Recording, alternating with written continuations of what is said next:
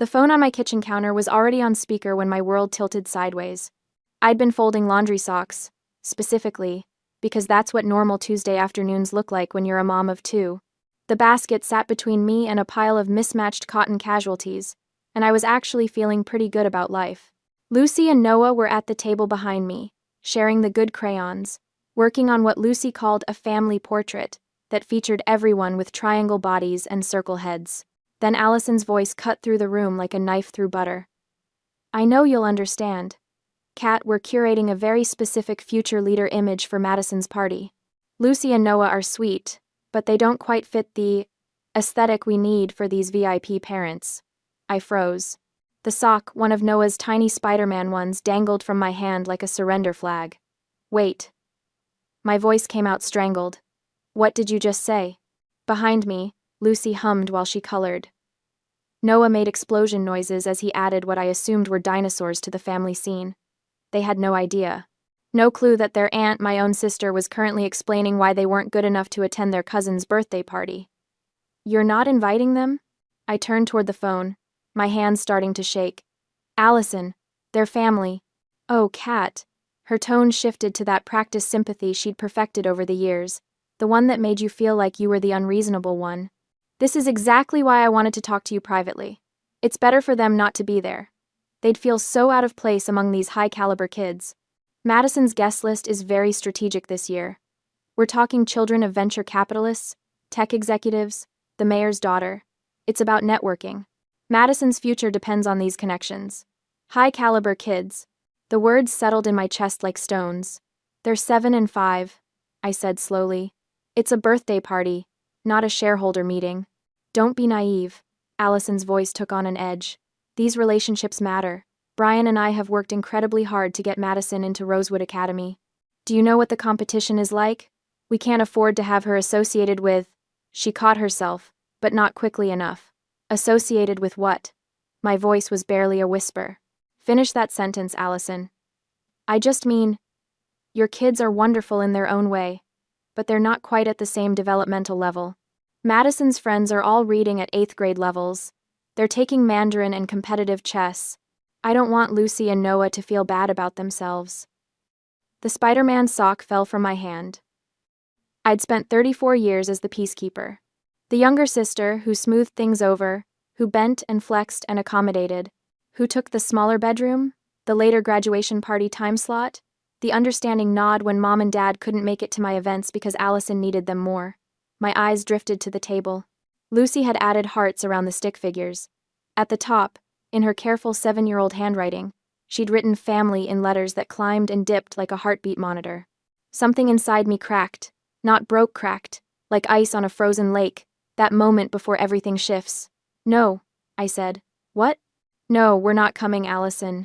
If my children aren't good enough for your party, neither am I. The silence on the other end stretched for 3 full seconds. Then, are you serious right now? Don't be dramatic. I'm not being dramatic.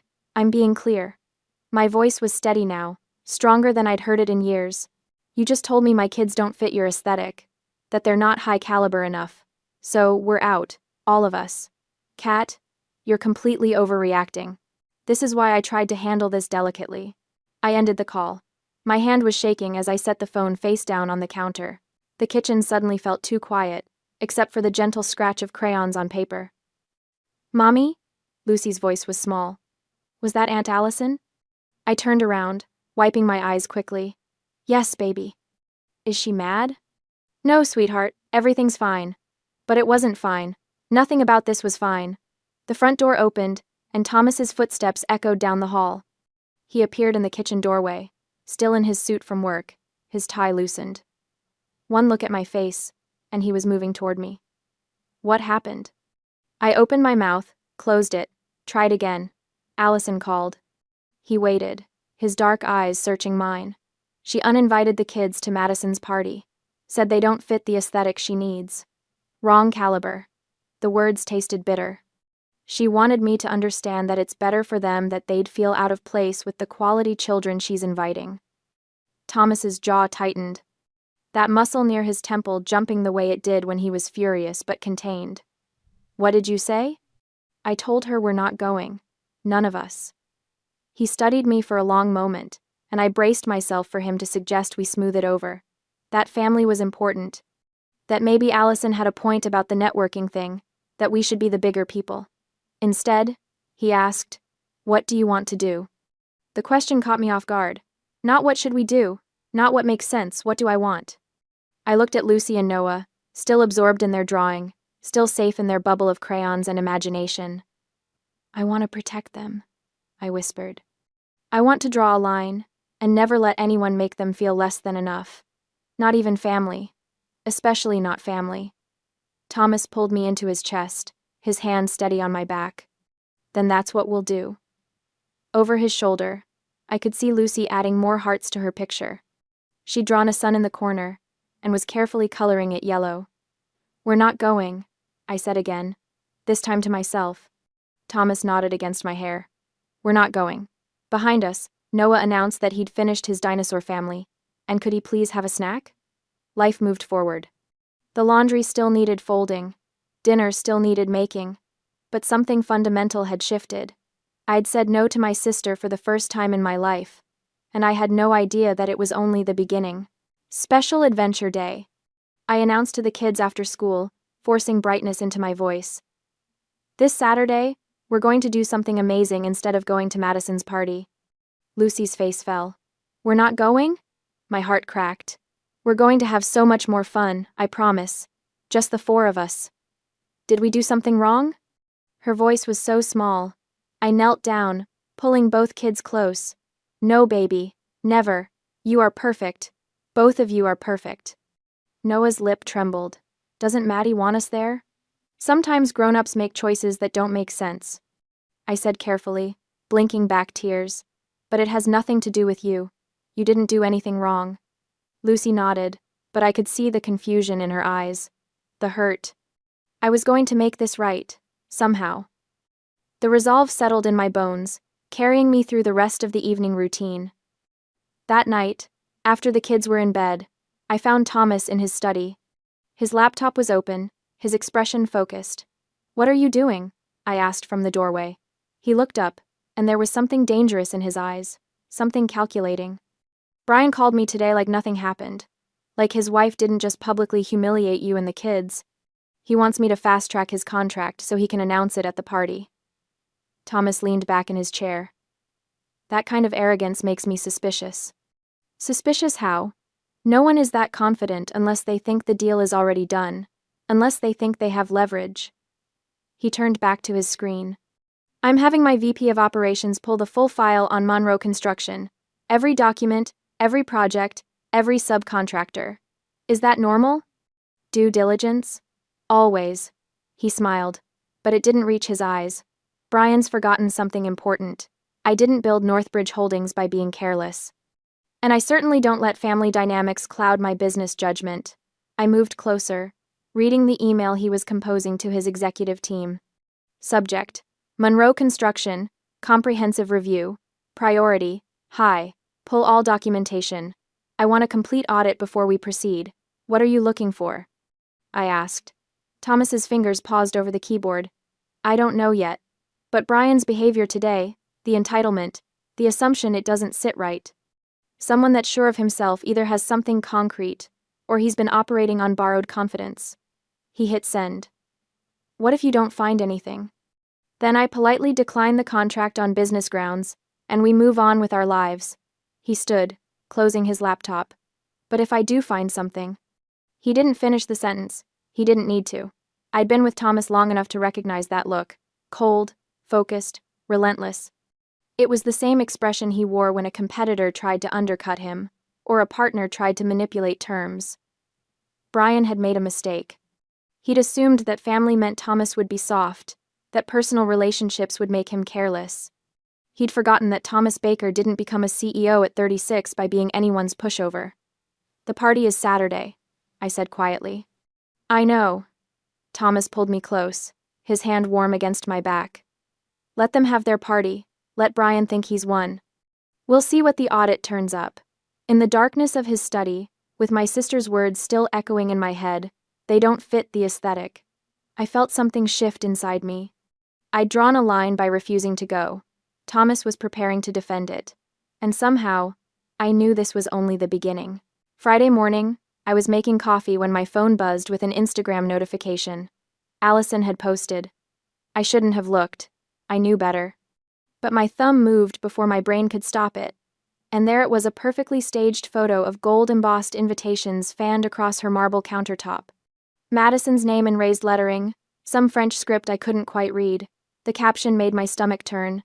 Sneak peek at tomorrow's celebration, exclusively for the elite. Quality over quantity, always. These future leaders deserve nothing but the best. Madison turns 10. Future leaders. No riffraff. Rosewood Academy. Networking done right. No riffraff. She'd actually typed those words. Hashtagged them. The comments were already rolling in. Mom had posted 3 heart emojis. Dad wrote, "So proud of you both." Brian's business partner commented, "Save me a scotch." No one mentioned Lucy and Noah. No one asked why we weren't on the guest list. It was like we'd been erased. I set my phone down carefully, afraid I might throw it across the room. Thomas walked in, took one look at my face, and picked up my phone. He read the post in silence, his jaw tightening with every word. "Saturday," he said quietly, setting the phone down. "The zoo. We'll take the kids to the Denver Zoo. Make it special." "The zoo," I repeated numbly. "Lucy loves the penguins. Noah wants to see the elephants." His hand found mine. "Let Allison have her perfect party. We'll have something better. Something real." We held on to that promise as the week bled into the weekend, and soon enough, the waiting was over. Saturday morning arrived bright and cloudless, the kind of perfect Colorado day that belonged in a postcard. We loaded the kids into the car with sunscreen and snacks, and I tried not to think about gold invitations and future leaders and Madison's party happening across town. Lucy was quiet in the back seat, staring out the window. "You okay, baby?" I asked. "Is Madison's party right now?" My chest tightened. "Probably soon, yeah." "Do you think she's having fun?" Thomas caught my eye in the rearview mirror, his expression gentle but firm. "Let it go. Focus on us." I think," I said carefully, "that we're going to have the best day ever at the zoo. Just us." Noah perked up. "Can we see the lions?" "We can see everything," Thomas promised. True to his word, 30 minutes later we were pulling into the parking lot amidst a sea of excited families. The Denver Zoo was packed, families everywhere, kids screaming with joy, balloons bobbing in the breeze. It was chaotic and loud, and completely imperfect. It was wonderful. We started at the penguin exhibit because Lucy wouldn't stop talking about it. She pressed her face against the glass, watching them waddle and dive, her earlier sadness temporarily forgotten. "Look, Mommy! That one's doing a flip!" Noah tugged on Thomas's hand. "Daddy, can penguins fly?" "Not in the air, buddy. But they fly through the water." We moved through the exhibits, the giraffes, the elephants, the absolutely massive grizzly bears, that made Noah gasp and hide behind Thomas's legs. We bought overpriced ice cream that melted too fast. We took terrible family selfies where someone was always blinking. It was messy and sticky and real. And then we got to the flamingos. Lucy had been holding my hand, chattering about how the birds were pink because of what they ate, something she'd learned from a nature show, when she suddenly stopped mid-sentence. There was a family near the fence, a little girl, maybe 8, wearing a birthday crown. Silver balloons tied to her wrist, spelled out, "Birthday, girl." Lucy's whole body went rigid. "Mommy," she whispered, "is it Maddie's birthday today?" "Oh no." "Yes, sweetie, but Grandma said we weren't shiny enough." Her voice cracked. "What does shiny mean? Does it mean we're dirty? I take baths every night." "Lucy, no." "Does Maddie hate us?" Tears started streaming down her face. "Did we do something bad? Is that why we couldn't come?" I dropped to my knees right there on the concrete path, families flowing around us like water around a stone. Noah was crying now too, his little face crumpling. I don't want to be not shiny. And something inside me just shattered. All the peacekeeping, all the accommodation, all the years of being the understanding younger sister who didn't make waves, it combusted in my chest like paper catching fire. I pulled both kids close, my hands shaking with rage and grief and fierce, burning love. "Listen to me," I said, my voice low and intense. "Both of you. You are perfect. You are kind and funny and smart and creative.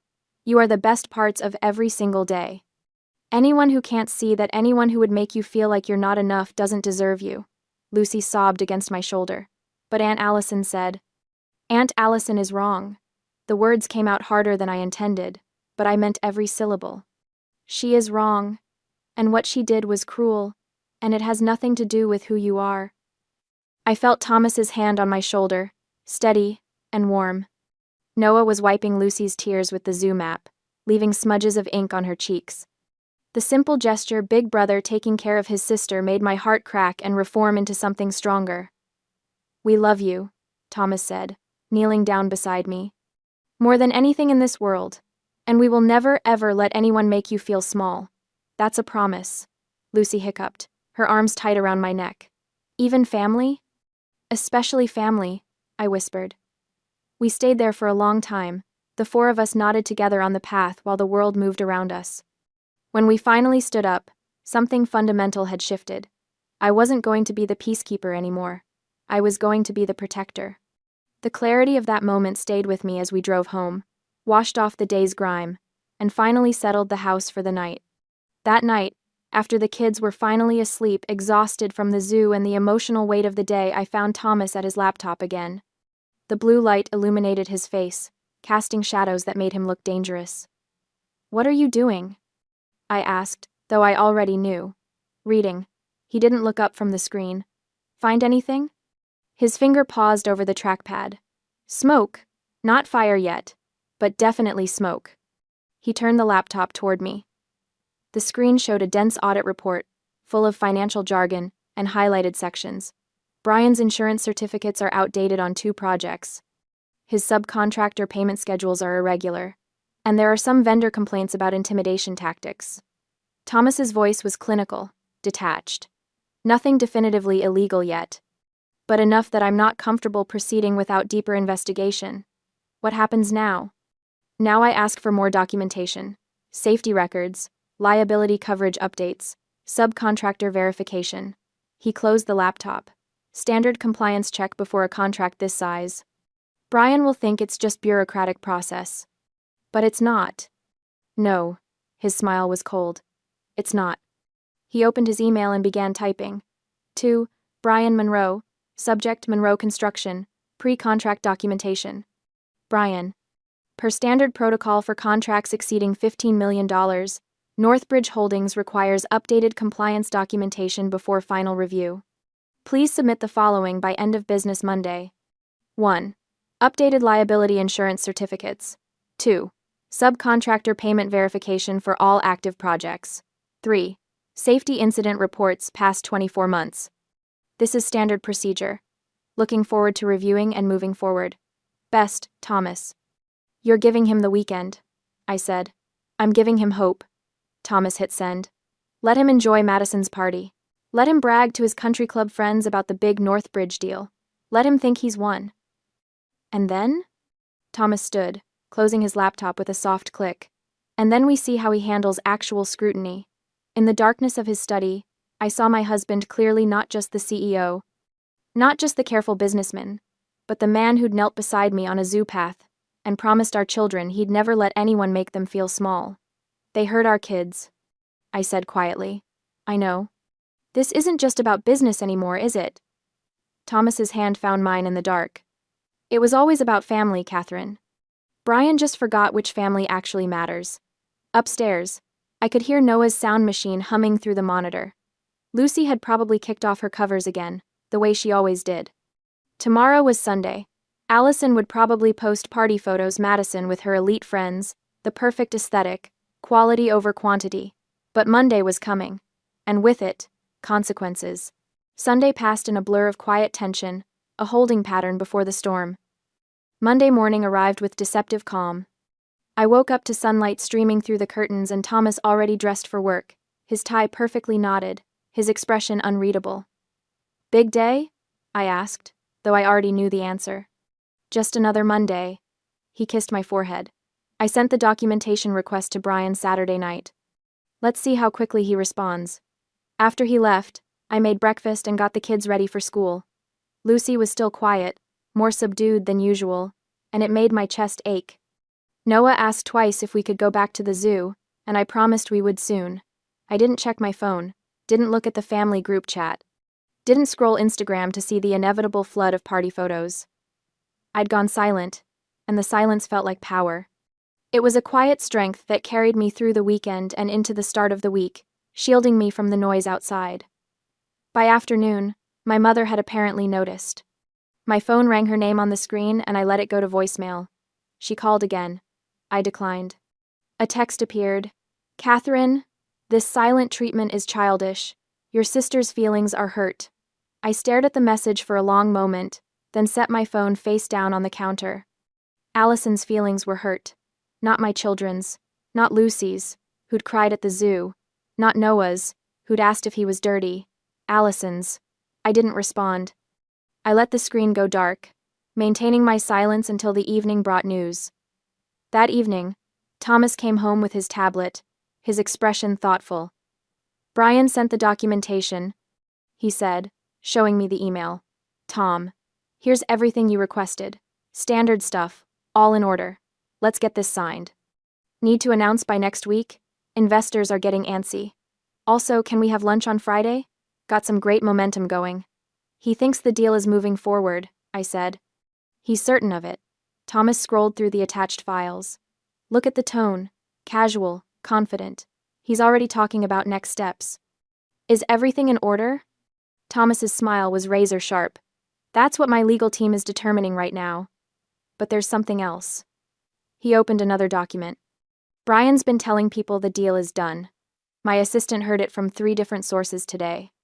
He's been at the country club, telling investors that Northbridge Holdings is fully committed to funding his expansion." "But you haven't signed anything." "Exactly." Thomas set down the tablet. "So either Brian is prematurely celebrating, or he's been operating under the assumption that family loyalty would guarantee the contract. Either way, it's poor business practice. And if the documentation doesn't check out, then we have a bigger problem." The threat of that problem lingered in the back of our minds for the following days, a storm gathering on the horizon. Thursday evening, while I was helping Lucy with her homework, Thomas's tablet pinged. He picked it up, read the screen, and went very still. "Catherine." Something in his voice made me look up. "What is it?"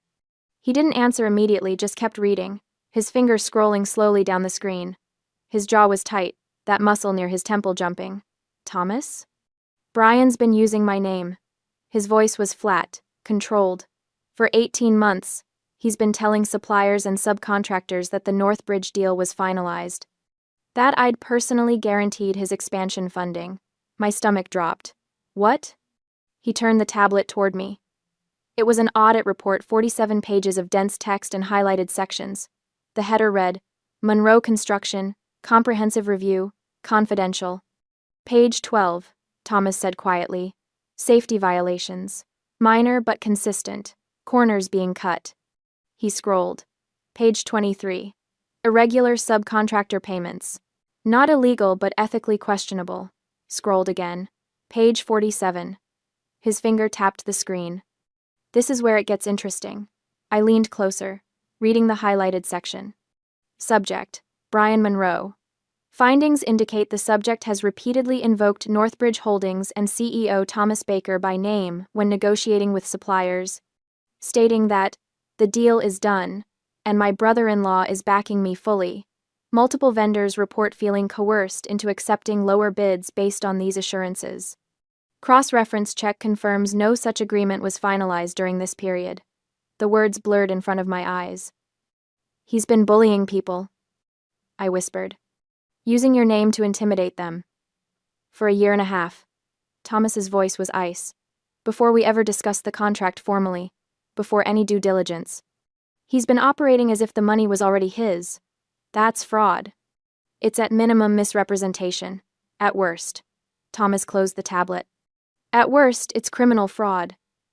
We sat in silence, the weight of the discovery settling over us. In the other room, Lucy was singing to herself some song from school about autumn leaves.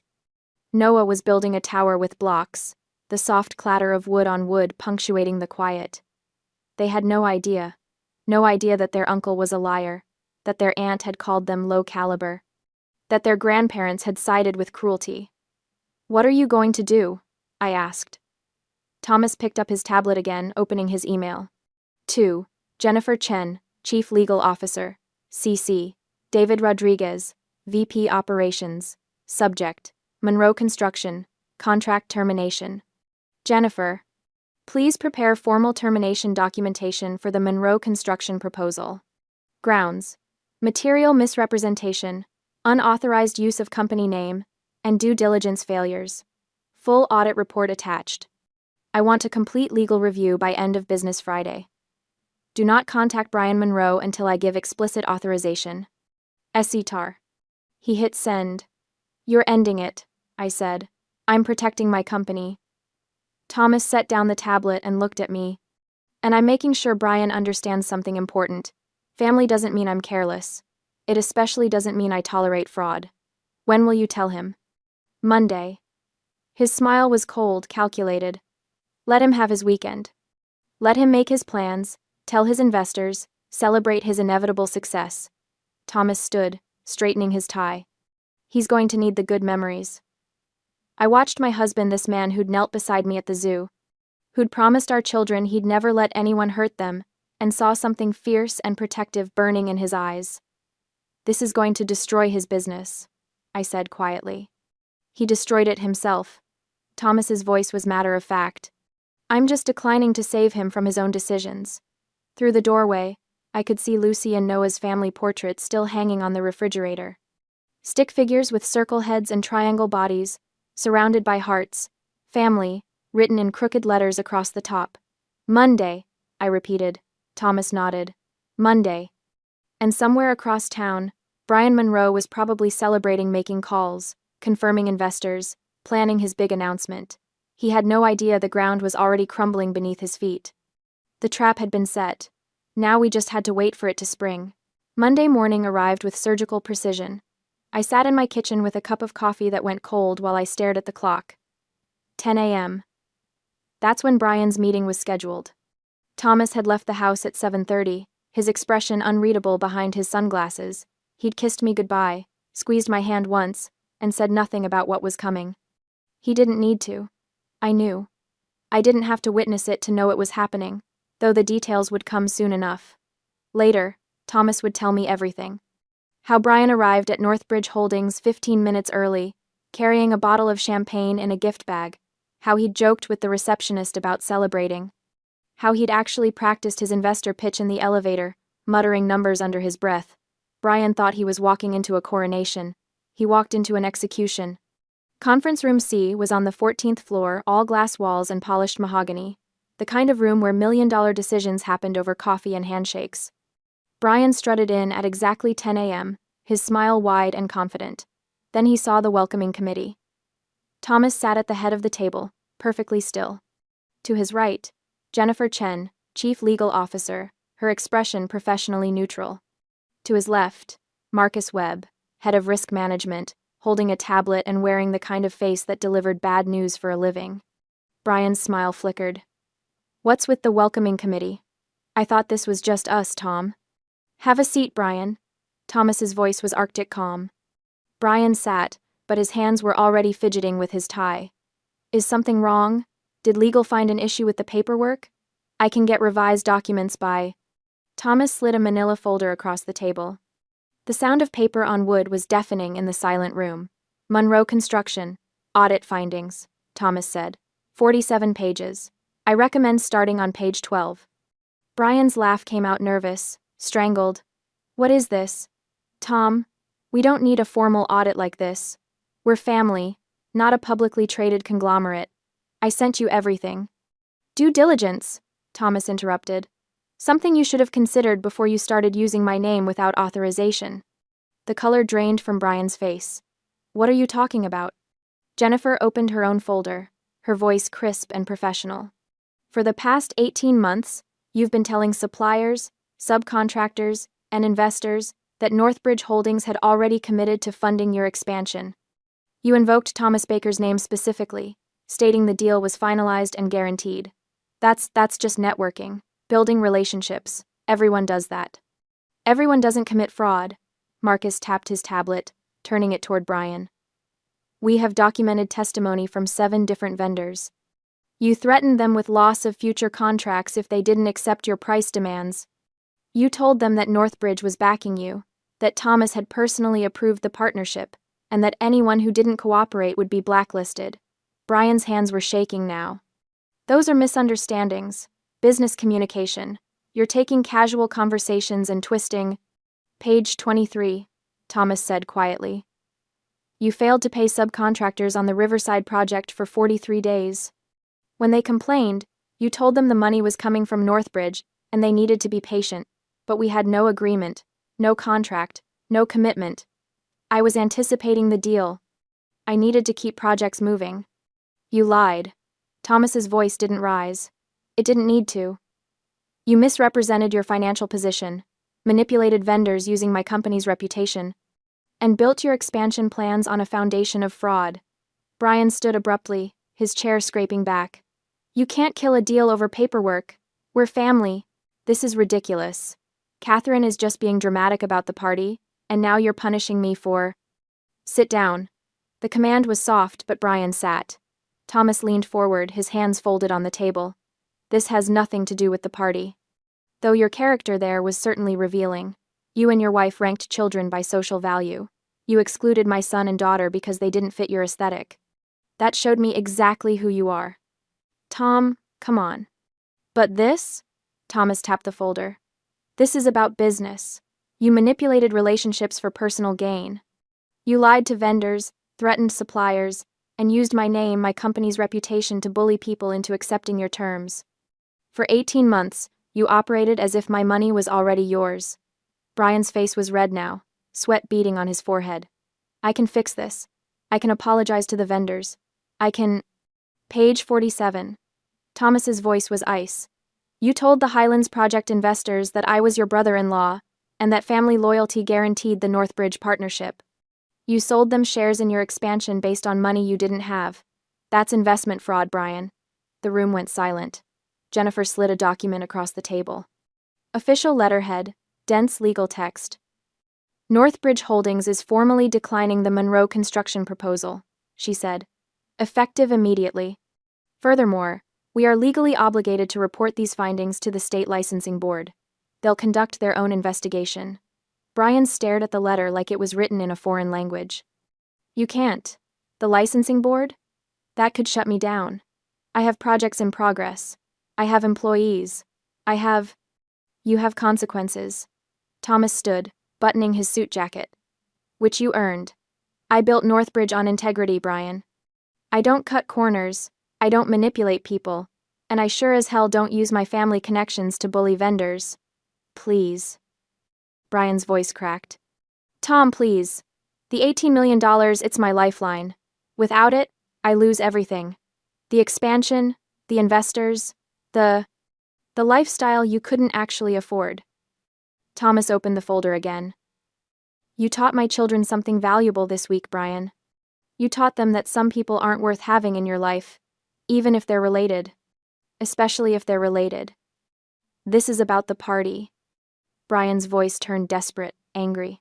You're destroying my business because of a stupid birthday party. No. Thomas's voice was final.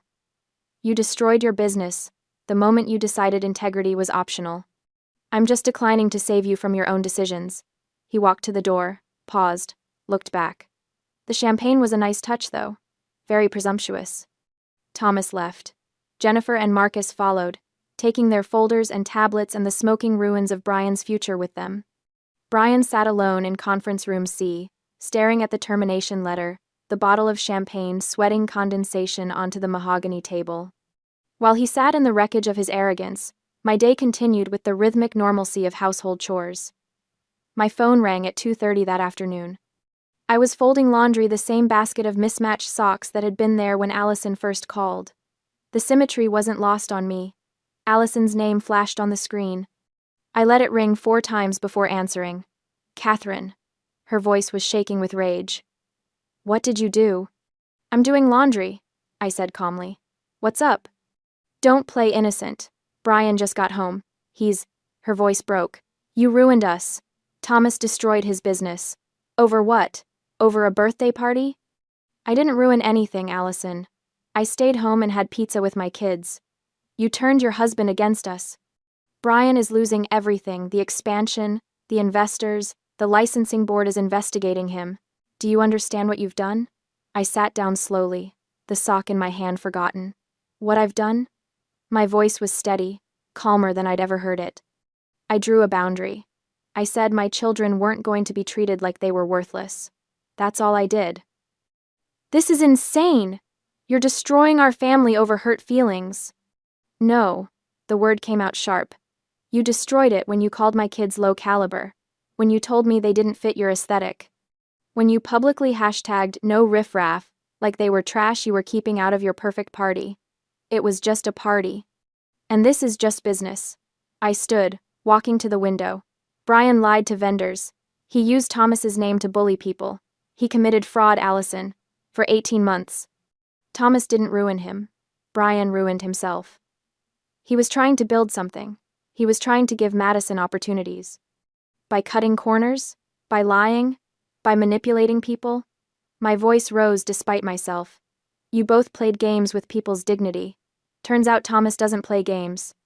Catherine, please. Her voice shifted to pleading. Talk to Thomas. Make him stop the licensing board investigation. We can fix this. Brian can apologize. No. The word hung in the air. What? No, I repeated. I'm not fixing this. I'm not smoothing it over. I'm not being the peacekeeper who bends and accommodates and pretends everything is fine when it's not. You made your choices. Brian made his. Now you get to live with them. You're really going to let your sister lose everything? You were really going to let my children think they weren't good enough? I countered. That they were too low class for your aesthetic? That they were riffraff? Silence. That's what I thought, I said quietly. Goodbye, Allison. Catherine, wait. I ended the call. And then, for the first time in my life, I blocked my sister's number. The action felt monumental, like closing a door that had been swinging open in the wind for 34 years, letting in cold air and criticism, and the constant demand that I be smaller, quieter, more accommodating. I blocked my mother's number next, then my father's. The silence that followed was deafening, and absolutely, perfectly freeing. I sat in that freedom as the afternoon wore on, watching the light change until the sound of a car in the driveway signaled the end of the workday. That evening, Thomas came home to find me in the backyard with the kids. Lucy was on the swing set, Noah was digging in the sandbox, and I was sitting on the porch steps with a glass of wine, watching the sunset paint the sky pink and gold. He sat down beside me, loosening his tie. How'd it go? I asked, though I'd already heard from Allison's call. Exactly as planned. He took my wine glass, sipped, handed it back. Brian thought he was getting champagne and congratulations. He got a termination letter and a referral to the state licensing board. Allison called me, screaming. I'm sure she did. I blocked her number. And my parents.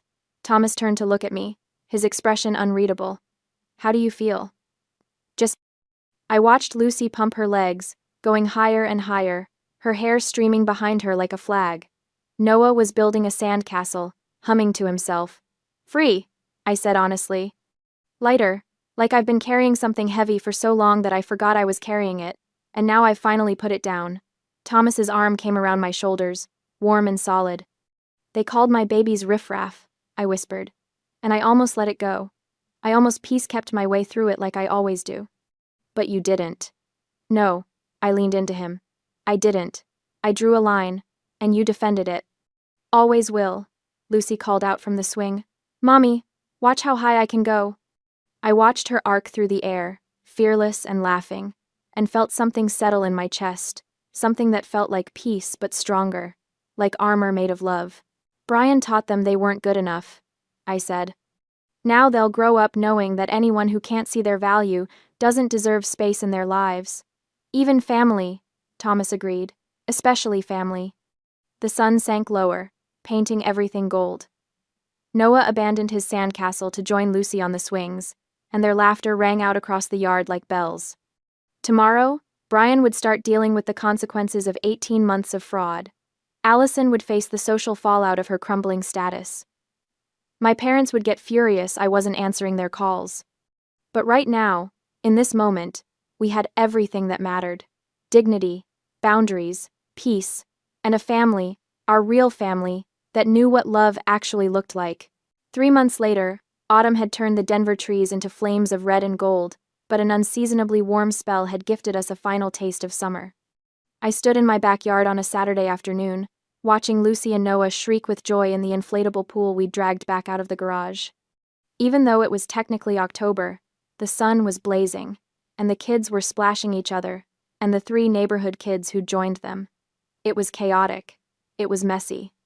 It was absolutely nothing like an exclusive, curated, aesthetically perfect party. It was better. "You're going to have mud tracked through your house for weeks," Jen said from her lawn chair, sipping lemonade. She was my closest friend from book club, and the only person I'd told the full story to. Worth it. I flipped a burger on the grill, the smoke curling up into the crisp air. "Did you see Noah's face when Tommy from next door said he wanted to be on his team? Pure joy. That's what parties should look like." Paper plates were stacked on the picnic table, the cheap kind with cartoon characters on them, red Solo cups, a cooler full of juice boxes and beer. Hot dogs next to gourmet burgers because some of the kids were picky. It was the opposite of gold-embossed invitations and future leaders and networking opportunities. It was real. Jen studied me over her sunglasses. "Can I ask you something?" "Sure. Do you feel guilty? About what happened with Brian and Allison?" I considered the question while I turned the burgers. Did I feel guilty? Brian's construction company had downsized significantly. The state licensing board investigation had found enough violations that he'd been fined heavily and put under regulatory supervision. The big expansion he'd planned was dead. He'd had to let go of half his staff. Allison had quietly withdrawn Madison from Rosewood Academy. The tuition was too steep without the investor money they'd been counting on. Madison was at public school now, the same one Lucy and Noah attended. The exclusive social circle Allison had fought so hard to cultivate had evaporated when her financial status changed. Turns out those VIP parents were more interested in networking opportunities than actual friendship. The Instagram posts had stopped. No more hashtags about elite gatherings or future leaders. The last post I'd seen from a mutual acquaintance's story showed Allison at a grocery store in jeans and a ponytail. No designer dress. No perfectly curated aesthetic. Just a tired woman buying milk. "No," I said finally. "I don't feel guilty. Brian committed fraud. Thomas didn't make him do that. And, Allison," I paused, watching Lucy help one of the younger kids climb into the pool. Allison made choices about what kind of person she wanted to be. I just stopped letting those choices affect my children. That's very evolved of you. I laughed. 3 months ago, I would have been drowning in guilt. I would have called my mom crying, apologizing, trying to fix everything. But you know what I realized? What? I don't owe them my peace. I plated the burgers, grabbed the hot dog buns. I have peace right here. Why would I give that up to make people comfortable who were perfectly fine making my kids uncomfortable? Jen raised her lemonade in a toast. To boundaries. To boundaries, I agreed. We clinked our glasses, content in the moment, and the afternoon drifted on until a new sound broke the rhythm. At 3:30, I was refilling the lemonade pitcher when I heard a car pull up in the driveway. I knew that engine sound. Allison's SUV, the same black luxury vehicle she'd always driven, though now it looked like it actually got used instead of just detailed. There was a soccer ball in the back window. A car seat that hadn't been there before, probably Madison's younger brother's. My stomach tightened, but I didn't panic. I didn't rush to clean up or hide the paper plates or apologize for the chaos. I just waited. Allison got out of the driver's seat. She was wearing jeans, actual jeans, not designer ones, and a plain sweater. Her hair was in a simple ponytail. No makeup except maybe some lip gloss. She looked tired, real, human. Madison climbed out of the passenger side, holding a small wrapped present. She looked nervous. I walked around the side of the house to meet them, wiping my hands on my apron, the one that said Grill Master, that Thomas had bought as a joke. "Hi," Allison said. Her voice was quiet. "Hi." We stood there for a long moment, the sound of children's laughter floating over the fence. "I called first," Allison said, "but you blocked my number." "I did." So I took a chance that you might be home on a Saturday afternoon. She glanced at Madison. We brought a present for Noah. His birthday is this week, right? I nodded slowly. Noah turned 6 on Tuesday. Can we? Allison's voice cracked. Can we come in? I should have said no. I should have protected my peace, maintained my boundaries, sent them away to preserve the hard-won serenity I'd built over the past 3 months. But Madison was looking at me with hopeful eyes, and Lucy was shrieking happily in the backyard, and I realized something important. I wasn't the peacekeeper anymore. I didn't need to fix everything or smooth things over or pretend like nothing had happened. But I could decide, on my terms, what forgiveness looked like. Come on, I said, gesturing toward the backyard. Fair warning, it's chaos back there. Allison's smile was small, genuine. I think we can handle chaos. She followed me around the side of the house, clutching the gift like a shield. Madison spotted the pool immediately and froze, clearly uncertain if she was allowed to join. Lucy looked up, saw her cousin, and waved enthusiastically. Maddie, come play. We're having a water war. No hesitation, no grudge, just pure forgiveness. Madison looked at Allison, who nodded. Within minutes, Madison had ditched her shoes and was in the pool fully clothed, laughing as Noah splashed her with water. The kids didn't care about aesthetics or exclusive guest lists, or who fit whose image. They just cared about having fun. Allison stood beside me at the grill, watching. Her hands were shaking. Catherine, she said quietly. I'm sorry. The words hung in the air between us. I didn't respond immediately. I plated a hot dog, added ketchup for one of the kids, handed it over. What exactly are you sorry for? I asked finally. Allison flinched. For what I said about Lucy and Noah, for the party, for... She took a shaky breath. For spending so long trying to impress people who didn't actually care about us that I forgot what actually matters, which is... family. Real family. Not networking contacts or social status. She wiped her eyes. The people at that party? The ones I was so desperate to impress? They dropped us the second Brian's business tanked. Madison's friends from Rosewood stopped returning our calls. Those VIP parents I wanted to network with? They pretended they didn't know me at the grocery store. I handed her a paper plate with a burger. She stared at it. It's not fancy, I said. No gold leaf or truffle oil, just a burger. It's perfect. Allison took the plate, her voice breaking. Catherine, I lost everything trying to look like I had everything. And you actually have everything. Real friends, kids who are happy, a husband who protected you instead of asking you to sacrifice your dignity for business deals. Thomas protected the kids. I corrected. I just stopped letting anyone make them feel small. That's what I should have done. Allison sat down at the picnic table, the paper plate in front of her looking absurd next to her designer purse. I should have been proud of Madison for who she is, not who I wanted her to impress people with, and I should have let her be around her cousins who actually love her, instead of fake friends who only cared about her last name. From the pool, Madison was teaching Noah some kind of complicated splash technique. Lucy was laughing so hard she had hiccups. It's a start, I said carefully. Allison looked up. What? Your apology. It's a start. I sat down across from her. But I'm not who I was 3 months ago, Allison. I'm not the same person. I'm not going to bend and accommodate and pretend like things are fine when they're not. If you're here because you want back into my life, you need to understand something. Okay. My kids come first. Always. If you ever make them feel less than, we're done. Not just blocked, numbers done. Done. I won't sacrifice their well-being for family harmony. Not anymore. Allison nodded, tears streaming down her face. I understand, and I promise no more exclusive parties, no more rankings. No more treating any child like they're not good enough. Good. We sat in silence for a moment, watching the kids play. Madison was completely soaked, her hair plastered to her face, laughing harder than I'd seen her laugh in years. She's happier at public school, Allison admitted, more relaxed, less pressure to be perfect all the time. Lucy loves having her in her class. Really? Really. She talks about Maddie every day.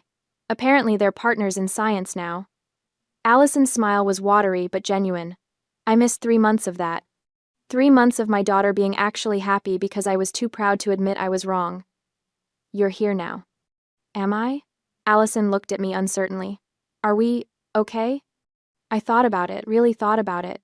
Was I ready to let her back in? To risk the peace I'd built? But then I looked at Madison in the pool, and Lucy teaching her the splash game, and Noah offering to share his juice box. The kids had already forgiven her. Maybe I could too.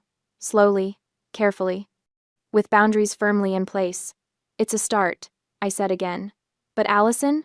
I'm not the same person I was. I don't keep peace at the expense of my sanity anymore. I don't accommodate cruelty. And I don't apologize for protecting my family. I don't want you to. Allison reached across the table, her hand hovering near mine. I want to learn how to be like you. Strong, clear, unafraid to draw lines. I didn't take her hand, but I didn't pull away either. Eat your burger, I said. It's getting cold.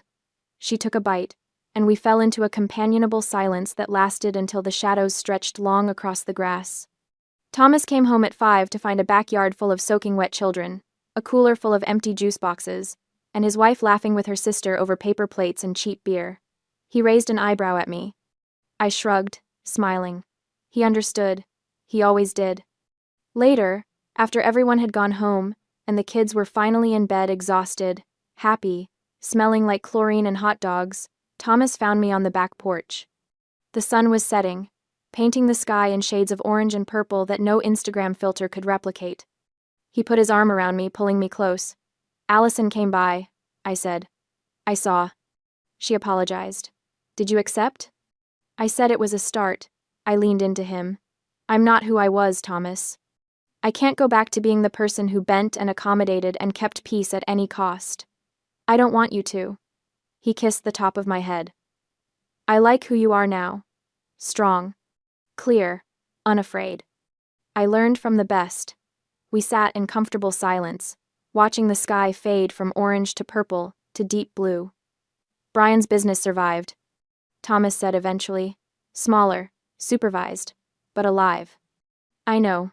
Allison's working part-time at a bookstore. Madison's thriving at public school. I know that too. Do you regret any of it? I thought about Lucy crying at the zoo, asking if she was shiny enough. I thought about Noah wiping her tears with a zoo map. I thought about 3 months of peace, of boundaries, of learning that family doesn't mean accepting cruelty. No, I said firmly. Not even a little bit. Good. Thomas's arm tightened around me. Because our kids learned something invaluable. They learned that dignity is expensive, but it's worth every penny. They learned that they don't need everyone's approval, just the love of people who see their true value. In the darkness, I could hear Lucy's sound machine humming through the baby monitor. Noah had probably kicked off his covers again. Tomorrow, life would continue. Allison might call she had my new number now, cautiously given. Or she might not. Either way, I'd be okay. Because I'd learned something too. I'd learned that peace isn't the absence of conflict, it's the presence of boundaries. I'd learned that family doesn't mean tolerating cruelty, it means protecting the people you love from it. And I'd learned that sometimes the most loving thing you can do is draw a line and refuse to cross it. Thank you, I whispered to Thomas. For what? For seeing our kids' value, for defending them, for showing me that being strong doesn't mean being cruel, it just means being clear. Always, he promised. The stars came out one by one, pinpricks of light in the deepening dark. And in my messy, chaotic, perfectly imperfect backyard, surrounded by the evidence of a day full of real connection and authentic joy, I felt something I hadn't felt in years, complete and total peace. Not because everything was perfect, but because I'd finally learned that I didn't need it to be.